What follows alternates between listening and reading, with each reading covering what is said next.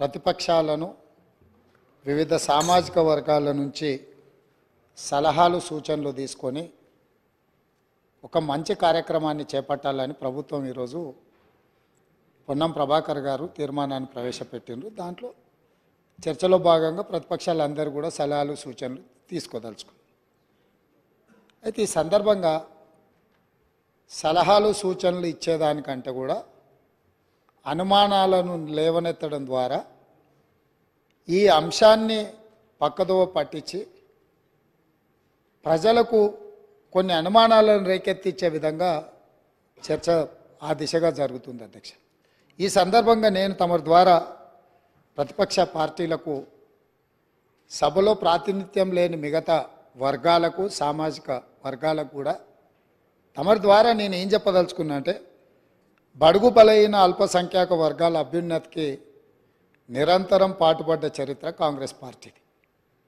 అందులో భాగంగానే కాంగ్రెస్ నేతృత్వంలో ఉన్న యూపీఏ 1 సందర్భంగా మైనారిటీల యొక్క అభ్యున్నతి కోసం వాళ్ళ ఆర్థిక స్థితిగతులను అంచనా వేసి వాళ్ళ మేలు కోసం వాళ్ళ అభివృద్ధి కోసం చర్యలు చేపట్టాలని ఆనాడు జస్టిస్ రాజేందర్ సచార్కం నేతృత్వంలో దేశంలోని ముస్లిం మైనారిటీ స్థితిగతుల అధ్యయనానికి ఉన్నత స్థాయి కమిటీ వేయడం జరిగింది అధ్యక్ష. ఆ రోజు ఆ కమిటీ చేసిన సమగ్ర అధ్యయనం చేసిన సిఫార్సులను ఆధారంగా ముస్లిం మైనారిటీ అభ్యున్నతికి కన్వీనియర్గన్ రీతిలో ఆ రోజు ప్రభుత్వం చర్యలు చేపట్టింది. అది చరిత్రలో కాంగ్రెస్ పార్టీ తీసుకున్న నిర్ణయాలు కూడా మన కళ్ళ ముందున్నాయి.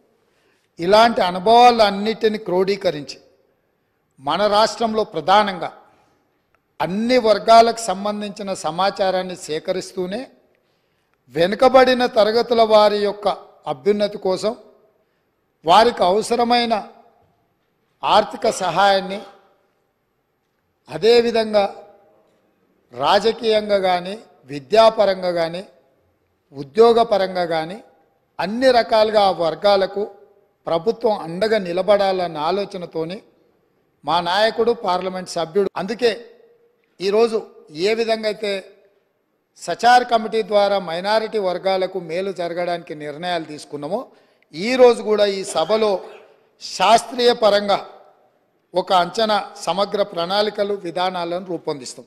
ఇందులో మరి ఎందుకు మా సభ్యులకు లేకపోతే సీనియర్ శాసనసభ్యులు మంత్రిగా వారికి సుదీర్ఘమైన అనుభవం ఉంది కడియం శ్రీహరి గారు, వారి అనుభవాన్ని ఉపయోగించి ప్రభుత్వానికి ఏమైనా సూచన చేసినా ఆ సూచనలు తీసుకొని భవిష్యత్ కార్యాచరణ నిర్ధారించుకోవడానికి ప్రభుత్వానికి ఎలాంటి భేషజాలు లేవు అధ్యక్ష. చాలా విస్పష్టంగా ఈ రాష్ట్రంలో ఉన్న జనాభా మొత్తం మీరు సమగ్ర కుటుంబ సర్వే చేసినామని గొప్పగా చెప్తున్నారు. ఇంతవరకు ఎప్పుడైనా ఆనాటి ప్రభుత్వం సమగ్ర కుటుంబ సర్వే చేసి ఈ సభలో వాటి వివరాలను ఎప్పుడైనా చెప్పినరా అధ్యక్ష? సమాజంలో ఉన్న ప్రజాప్రతినిధులకు కానీ ప్రజలకు కానీ ఆ సమగ్ర కుటుంబ సర్వే ఎప్పుడైనా అందుబాటులో పెట్టినరా అధ్యక్ష? దాదాపుగా 10 సంవత్సరాలు అవుతుంది. అదొక రహస్య నివేదికగా మీరు మాత్రమే సమగ్ర కుటుంబ సర్వే చేసి ఒకే ఒక్క కుటుంబము ఆ వివరాలన్నీ దాచిపెట్టుకొని వాళ్ళకు అవసరమైనప్పుడు వాళ్ళు చూసుకొని ఎన్నికలప్పుడు దాన్ని ఉపయోగించుకొని మిగతా సమయంలో ఎవరికి అందుబాటులో లేకుండా చేసింది. మాకు అట్లాంటి ఉద్దేశం లేదు అధ్యక్ష. మేము ఈరోజు ప్రవేశపెట్టిన తీర్మానంలో స్పష్టంగా వెనుకబడిన తరగతుల, షెడ్యూల్డ్ కులాల, షెడ్యూల్డ్ తెగల మరియు మిగతా బలహీన వర్గాలకు చెందిన ప్రజల అభ్యున్నతిని నిమిత్తం వివిధ సామాజిక, ఆర్థిక, విద్యాపరమైన, ఉపాధి, రాజకీయ అవకాశాల ప్రణాళికలను రూపొందించి అమలు పరిచేలా తెలంగాణ మంత్రివర్గం 4/2/2024 తేదీన చేసిన సిఫార్సు మేరకు తెలంగాణ రాష్ట్రమంతటా సామాజిక, ఆర్థిక, విద్యాపరమైన, ఉపాధి, రాజకీయ కుల సర్వే, కులగణన, ఒక సమగ్ర ఇంటింటి కుటుంబ సర్వేను చేపట్టాలని ఈ సభ ఏకగ్రీవంగా తీర్మానిస్తుంది. ఇందులో ఎలాంటి అనుమానాలకు శశభిషలకు తావు లేకుండా ఈ ప్రభుత్వం ఒక తీర్మానాన్ని ప్రవేశపెట్టింది. ఈ తీర్మానాన్ని మీరు అర్థం చేసుకొని మీకున్న అవగాహన మేరకు, మీకున్న అనుభవం మేరకు మీరు ఇంకేమైనా ఇది అమలు చేసే క్రమంలో ఏదైనా న్యాయపరమైన చట్టపరమైన చిక్కులు వచ్చే అవకాశం ఉందని మీకు ఏదైనా అనుమానం ఉంటే మీ అనుమానాలతో పాటు దీన్ని అమలు చేయడానికి సూచనలు ఇవ్వండి. మీరు అన్ని అనుమానాలను లేవనెత్తి అసలు ఈ తీర్మానానికే ఒక చట్టబద్ధత లేదన్నట్టుగా చర్చ జరగడము ఇది మనందరికీ మంచిది కాదు. కాబట్టి సో మీ మనసుల్లో ఏదైనా అనుమానం ఉంటే అనుమానాన్ని చెప్పండి, దానికి మీ వైపు నుంచి ఇచ్చే సూచన కూడా చెప్పండి. మేము ఇక్కడ ఇది రహస్యంగా మేమేదో కూర్చొని మేమేదో పదురుకొని కూడుకొని ఏదో తీర్మానాన్ని పెట్టి చర్చ లేకుండా పాస్ అని ముందుకు వెళ్ళదలుచుకోలేదు అధ్యక్ష. ఇది అత్యంత కీలకమైంది. తెలంగాణ సమాజంలో సుప్రీంకోర్టు వరకు కూడా జరిగిన చర్చలు ఏముంది, మీరు బలహీన వర్గాలకు మీరు అండగా నిలబడాలంటే మీ లెక్కలేంటో మీకు తెలవాలి అన్నారు. ఈ బలహీన వర్గాల లెక్కలు తెచ్చి వాళ్లకు నిధుల విషయంలో, నియామకాల విషయంలో సహేతుకమైన వాళ్ళ వాటాను వాళ్ళకి ఇవ్వాలని ఆనాటి కేంద్ర ప్రభుత్వం 2011లో ప్రయత్నం చేసింది. ఆ ప్రయత్నాన్ని తదనంతరం వచ్చిన కేంద్ర ప్రభుత్వము ఆ విషయాలను అన్నిటిని కూడా తొక్కిపెట్టి ముందుకు తీసుకురాలి.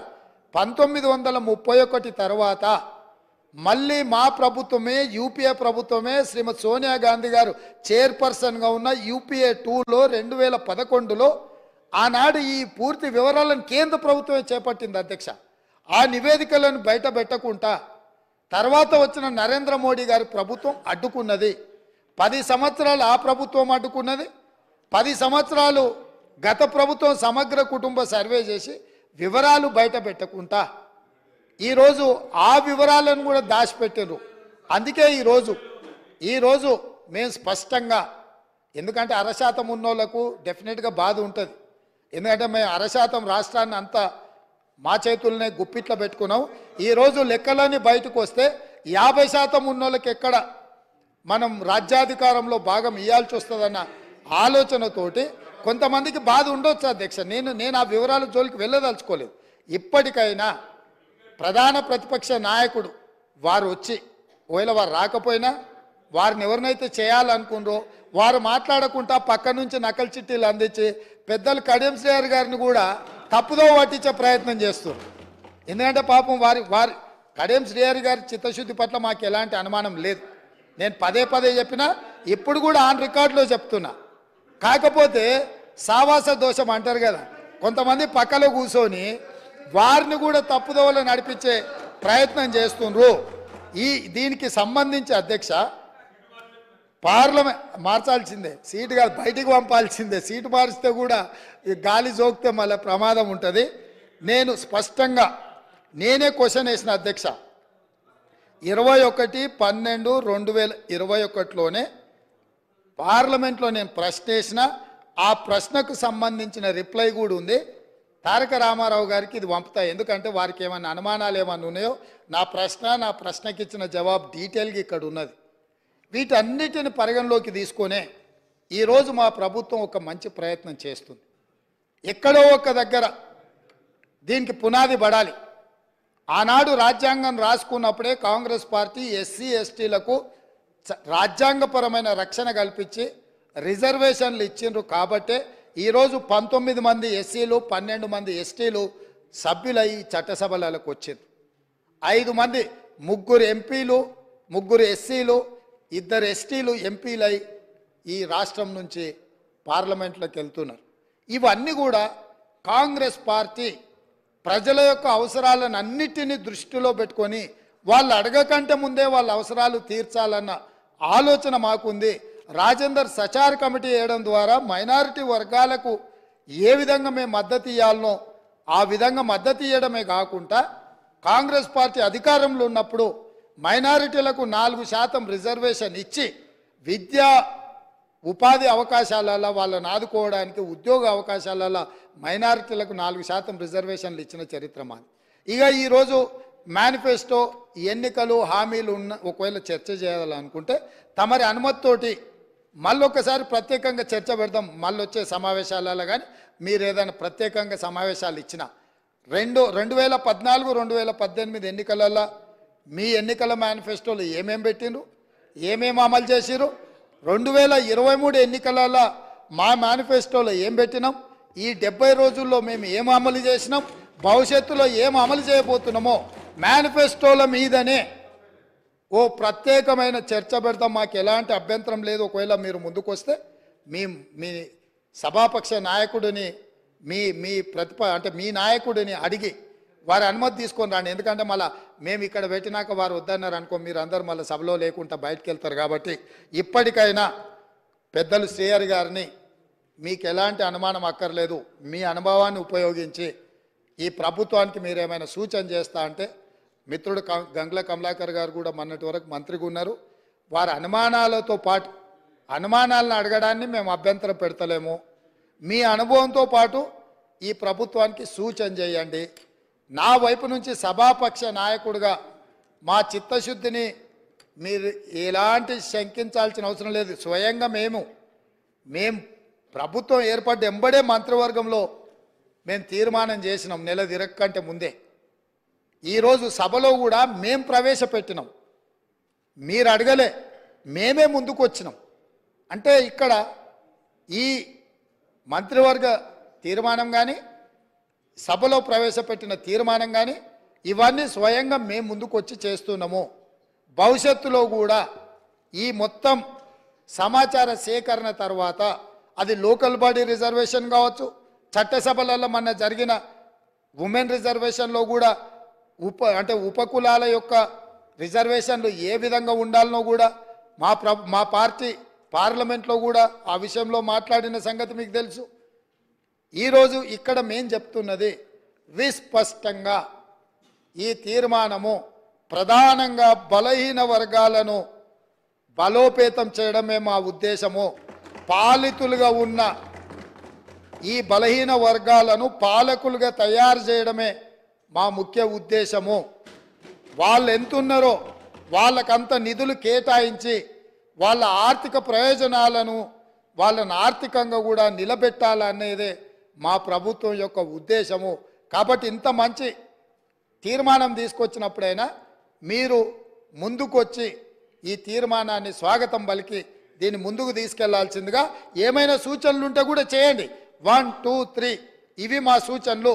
ఇందులో మీరు ఈ సూచనల ప్రకారం చేస్తే ఇంకా వాళ్ళకి మేలు జరుగుతుంది అని మీరు చెప్తే తప్పకుండా ప్రభుత్వం వాటిని పరిశీలిస్తుంది, సహేతుకమైన సూచనల్ని పరిగణలోకి తీసుకుంటుందని తమరి ద్వారా వారికి అందరికీ నేను తెలియజేస్తున్నా. అధ్యక్ష కమలాకర్ గారు, కొంచెం శ్రీహరి గారు ప్లీజ్.